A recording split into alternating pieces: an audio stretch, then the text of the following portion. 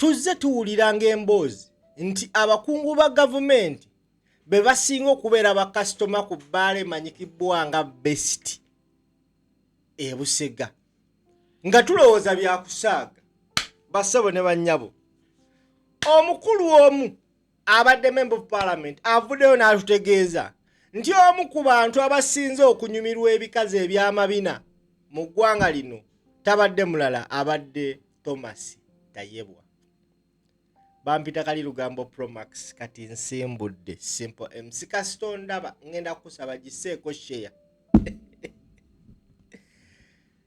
Olunaku lw'ejjo parliament yatudde neronda omukulu amanyikibbwa nga Thomas Tayebwa nga agenda okubeera deputy speaker wa parliament y'omulundi ogw'e12.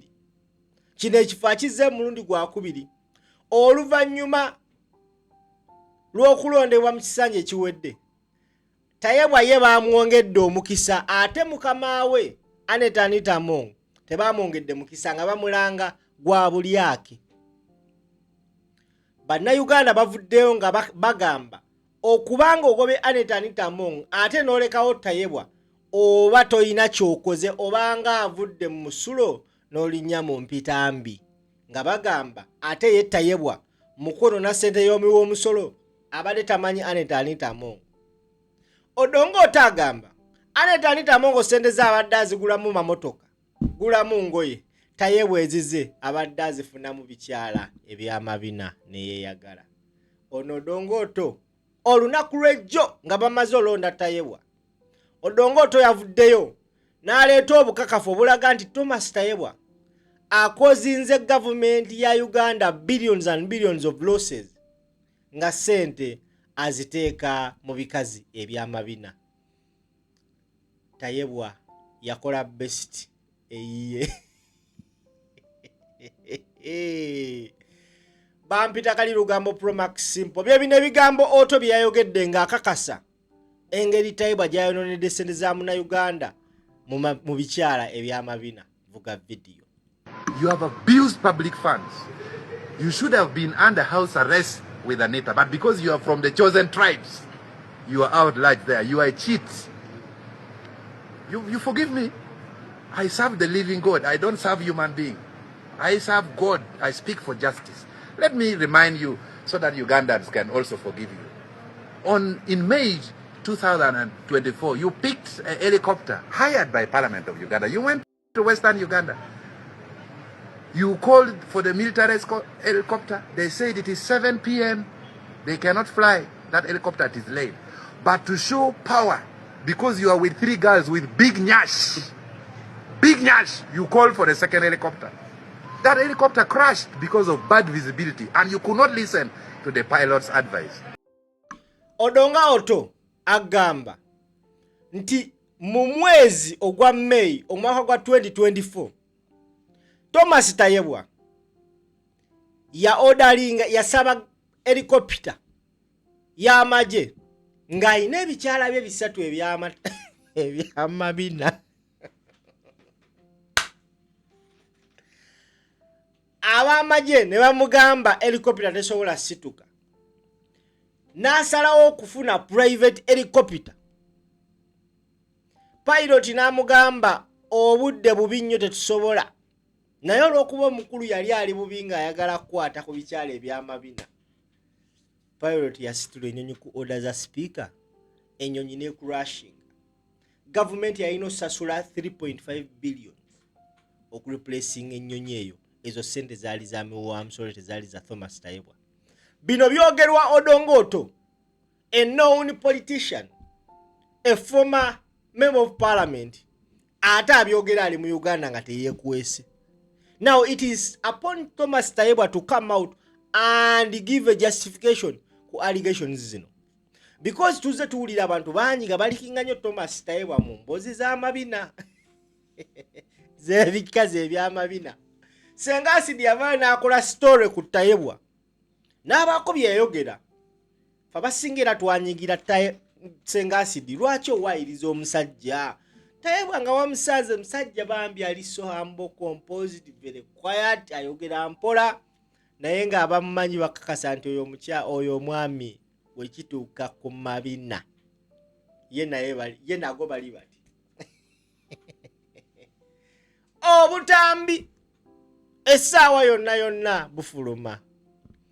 Tubadde nga tubiraba mu vidiyo z'Abamerika ne bakwata ssente nga bazikuba ku mabina g'abakyala, abaana bagamba Tayebwa ate abadde kabaka mu ebyo. Eno statement Odongo gyakoze nga nnene ku Tayebwa. Deputy Speaker, omwami alina famire omukyalo omulungi. Tayebwa bwe biba nga bituufu Tayebwa wayonona ssente z'omusolo ku mabina, oli mubi musajja gwe. Omukyala gw'olina alina amabina, mukyala mulungi. Naye Tayebwa agamba ku mabina kwe siva. Odongo tagamba yakwata ebikyala 3. Bannaye kamba malire story y'Odongo nze bampita kali lugambo nze nja Dubagwa simbula. You caused Uganda government 3.6 billion shillings because of having a high libido and showing political prowess. This is on record. And the taxpayers are suffering.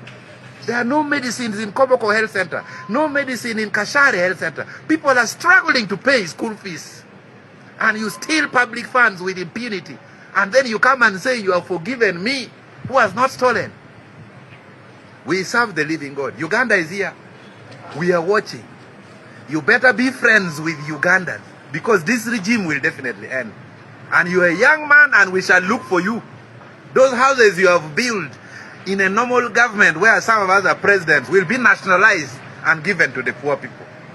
So I wish you well in these 5 years as a deputy speaker. Stealing has now been made a very risky business.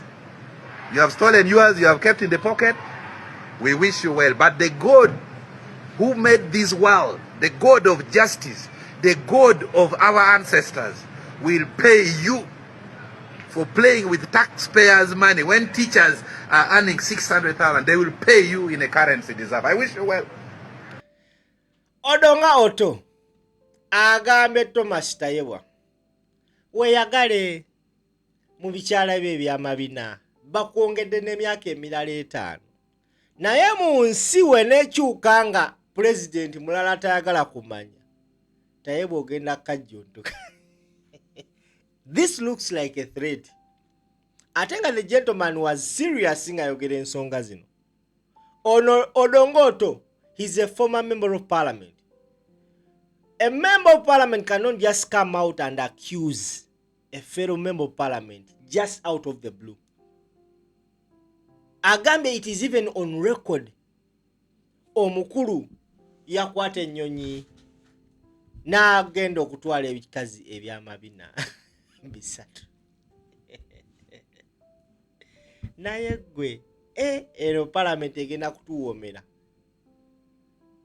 Bannayuganda bavuddeyo okwongera okuleeta obukakafu obulaga nti mu bantu abatasaanidde kuddamu kulira parliament, Tayebwa yandibadde nnamba 1.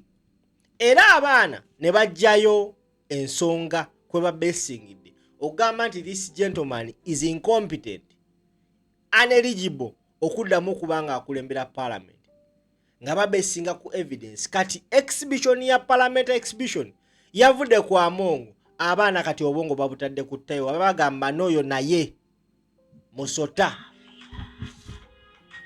talina kutubeeramu. Obukakafu obulala obuzze bassebo ne bannyabo ng'ovudde ku obwo obw'abakazi ab'amabina zegenda bbawa buli kimu. But before nga sinakuwa bukakafu, ndi wano okubasaba bannaaye n'abagambe ngenda balemerako ku nsonga eno. Omwana oyo omuto bambi yeetaaga obuyambi bwammwe bannayuganda. Omwana oyo alina ekituli ku mutima, famire y'amazima tesobola kukwasaganya bills za kumujjanjaba. Yeetaaga ogenda mu India bamukoleko surgery. Nsaba buli muntu yenna alaba video eno ng'olina ky'osobola okuyamba ku famire eno, bambi ntuukirira ku simu yange nkukwasaganye ne famire. Essimu yange eri 0701 316 476. Nkubiraako tusobole okwekwata mwenna abalabiba omukutu guno, abagoberezi bange. Njagala at least tugambe mu byafaayo. Twasituka, simple yatukubira omulanga ne tusituka ne tuyamba omwana oyo n'asobola okubanga mulamu. This young man, young boy needs a chance to live. Omwana ono yeetaaga omukisa, ate ng'omukisa oba oli awo Katonda ayinza okuba guyisiza mu ffe. So ayina omutwalo, ayina ekizike, ayina 10, bambi mutuyambe. Nkubira ku simu yange tukwatagane 0701 316 476. Kati tugenze ku bukakafu obulala obulaga nti ate yeetayebwa abadde Kabaka Mukono na ssente y'omiwa omusolo. Njagala ovuga video. Omwana omwe alese obukakafu documents n'azikuba ku mmeeza eza parliament. Omwana ono agamba nti okugoba firing among and endorsing Tayebwa isn't fighting corruption. When Anita Among spent 12 billion on PR, public relations, Thomas Tayebwa spent 80 billions. When Anita Among spent 9.8 billion on donation, Thomas Tayebwa spent 7.4 billions on donation. When Anita Among spent 3.3 billions on travel, Thomas Tayebwa spent 3.1 billions on travel. Travel kwe kutambula n'ogenda keno. Kati wano Tayebwa wagira mu equation. Babadde bagamba omusajja oyo abadde atambula n'ebikyala ebiina amabina ebya nyashi. Keeko nno akategedde njagala ogivuge bampita simple.